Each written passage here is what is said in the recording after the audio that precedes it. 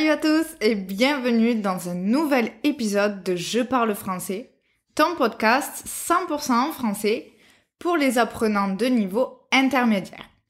Ici, on explore une multitude de sujets captivants allant de la productivité à la communication, politique et bien plus encore. Je suis Léa, ton animatrice, et je suis toujours ravie de t'accompagner dans ce voyage linguistique. Parfois, des invités surprises se joindront à nous pour enrichir nos discussions. Et comme toujours, je parlerai à un rythme légèrement plus lent pour que tout le monde puisse suivre facilement. Alors aujourd'hui, nous allons aborder le thème de Halloween. En fait, je n'avais pas du tout prévu de faire un épisode aujourd'hui, mais nous sommes, en tout cas aujourd'hui, au moment où j'enregistre cet épisode, c'est le 31 octobre, et je me suis dit, pourquoi pas faire un épisode sur Halloween.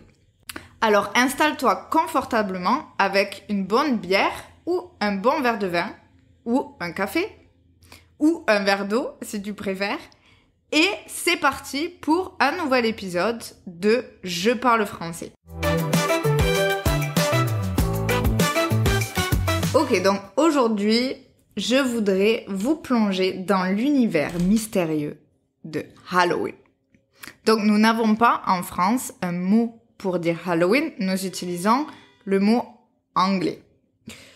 Donc on va explorer aujourd'hui comment cette fête est célébrée dans différents pays en Europe principalement et comment elle a évolué en France au fil des années. Alors Halloween tire ses origines d'une ancienne fête celtique qui s'appelait Samhain et qui était célébrée en Irlande et en Écosse. Donc on fêtait cette fête pour marquer la fin des récoltes. Les récoltes, c'est dans l'agriculture, quand on a fini de ramasser toutes les choses que l'on produit dans la terre. Mais c'était aussi pour marquer l'arrivée de l'hiver. Une période où, selon les légendes, les esprits pouvaient revenir dans le monde des vivants. Et les Celtes, donc les personnes qui habitaient en Irlande et en Écosse, allumaient beaucoup de feu pour éloigner les mauvais esprits et ils portaient des costumes pour se protéger. Ensuite, Halloween est arrivé en Amérique avec les immigrants irlandais et elle s'est transformée après les époques pour devenir ce qu'on connaît aujourd'hui, donc une fête avec beaucoup de déguisements, principalement de choses qui sont assez effrayantes comme les sorcières, les fantômes ou encore les vampires et où l'on mange beaucoup de sucreries, principalement des bonbons et où les enfants aiment sortir pour toquer aux portes et dire cette fameuse phrase en français, bonbon ou farce. Donc, comment c'est Halloween en France? Donc, personnellement, quand j'étais petite, je ne me souviens pas qu'on fêtait vraiment Halloween. Oui, on se déguisait, il y avait beaucoup de décorations de Halloween dans les magasins, dans les villes. Et avec ma sœur, nous allions un peu dans le quartier chercher des bonbons, mais c'était très simple et tout le monde ne donnait pas des bonbons. Par contre, quand nous allions chez ma grand-mère, Mamia, c'est le nom de ma grand-mère, alors là, c'était autre chose parce que ma grand-mère adorait nous déguiser. Elle était très créative. Et donc, elle nous confectionnait, c'est-à-dire qu'elle nous faisait sur mesure des costumes. Donc, je me souviens qu'une année, nous avions déguisé ma sœur en Jack Sparrow et ma grand-mère lui avait fait un déguisement incroyable, tout fait maison avec seulement des vêtements de récupération, c'est-à-dire des vêtements qu'elle avait déjà, nous n'avions rien acheté. Elle lui avait fait les dreadlocks comme Jack Sparrow et le maquillage comme Jack Sparrow. Ouais, ma sœur a adoré ce costume Et je crois que j'étais déguisée en vampire ou en sorcière, je ne sais plus. Et donc c'était un moment super cool parce que toute la journée de Halloween, donc toute la journée du 31 octobre, on l'a passé à manger des bonbons et à préparer le déguisement. Et l'après-midi, nous allions dans un labyrinthe. Donc, à côté de chez ma grand-mère, dans le sud de la France, il y a un labyrinthe qui s'appelle le labyrinthe aux fleurs. Donc, toute l'année, c'est un labyrinthe où il y a beaucoup de fleurs et de plantes, surtout de plantes exotiques. Et c'est un endroit, c'est une attraction pour les enfants pour apprendre la végétation, le nom des fleurs, le nom des plantes, comment s'occuper des plantes, etc. Et le jour d'Halloween, ils transforment tout le labyrinthe en labyrinthe un peu hanté, où il y a des personnes qui se baladent dans le labyrinthe déguisées et qui font très peur. Et il y a, je me souviens, dans le labyrinthe, un homme qui m'a toujours marqué. C'est l'homme à la tronçonneuse. La tronçonneuse, c'est un outil qu'on utilise qui a une chaîne à l'intérieur et c'est pour couper les arbres. Alors, je ne sais pas si tu comprends de quel outil je parle, mais c'est cet outil qu'on utilise qui est électrique pour couper les arbres. Ça s'appelle une tronçonneuse. Et donc, un homme était déguisé en homme très effrayant avec un masque et il portait une tronçonneuse et il courait après les enfants pour leur faire peur comme si il allait nous couper en morceaux et nous manger. Et je me souviens que c'était une chose qui m'a marquée, qui est restée dans ma tête parce qu'il faisait très peur. Donc, pour nous, c'était ça Halloween. C'était seulement nous déguiser avec ma grand-mère, manger quelques bonbons et aller au labyrinthe aux fleurs qui était devenu un labyrinthe hanté. Mais nous n'allions pas vraiment toquer aux portes. En tout cas, je ne me souviens pas vraiment que nous allions toquer aux portes pour chercher les bonbons. Donc, en France, c'est pas une fête très traditionnelle, Halloween. Je pense personnellement que c'est juste une chose de marketing. Donc, par exemple, c'est très prisé pour les discothèques ou les fêtes comme ça pour adultes. Comme ça, ils ont un thème plus attractif qui attire plus de clients. Donc, la soirée d'Halloween, beaucoup de discothèques ont le thème Halloween et tout le monde vient déguisé en sorcière, etc. Mais c'est pas quelque chose de très traditionnel avec les enfants où nous allons toquer aux portes comme aux États-Unis. C'est un peu plus différent. Les enfants fêtent un peu Halloween à l'école, peut-être, surtout les petits, ils se déguisent, mais au collège, au lycée, tout ça, Halloween, ça n'existe pas vraiment. Donc, on va dire qu'en France, Halloween, ça a commencé à être de plus en plus répandu dans les années 90, grâce à l'influence américaine. Mais avant ça, ça n'existait pas et ce n'est toujours pas quelque chose de aussi grand comme aux États-Unis. Par contre, il y a d'autres pays en Europe où Halloween est lié à des traditions et des superstitions uniques. Par exemple, en Irlande, donc l'Irlande d'où vient Halloween, célèbre encore cette fête du Samhain dans des festivals avec des feux et des déguisements. En Espagne, il y a le Día de los Muertos, ou le jour des morts, qui est fêté au début novembre. Et cette tradition est plus d'origine mexicaine. Et elle rend hommage aux gens qui sont morts, aux défunts. Et elle est de plus en plus célébrée dans le sud de l'Espagne. Mais tu peux voir encore que c'est une tradition qui vient de l'Amérique. Ce n'est pas vraiment une tradition espagnole. En Italie, apparemment, Halloween, c'est de plus en plus populaire. Mais c'est principalement la Toussaint en Europe qu'on fête, qui est le 1er novembre, et qui reste plus importante que Halloween. Et c'est un jour pour se souvenir de la famille et des proches qui sont disparus, qui sont morts.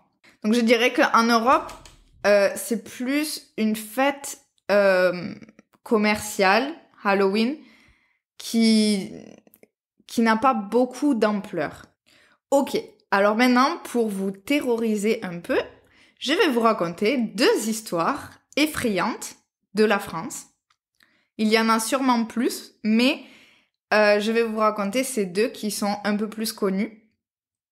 Donc la première, c'est l'histoire de la Dame Blanche. Alors ça, c'est une histoire que on adore se raconter quand on est ado et un peu stupide et qu'on essaye de se faire peur. Personnellement, c'est une chose qui m'a traumatisée.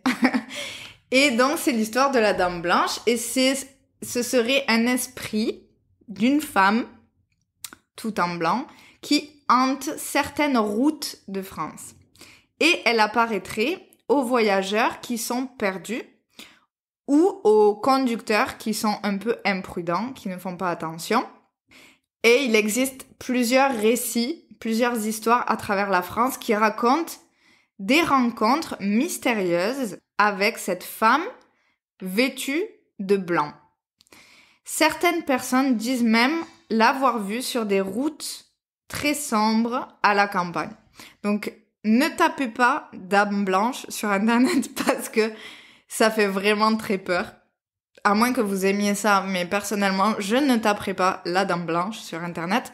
Mais c'est une histoire qui est très très répandue en France, qui fait partie des histoires mystérieuses de la France. C'est la Dame Blanche.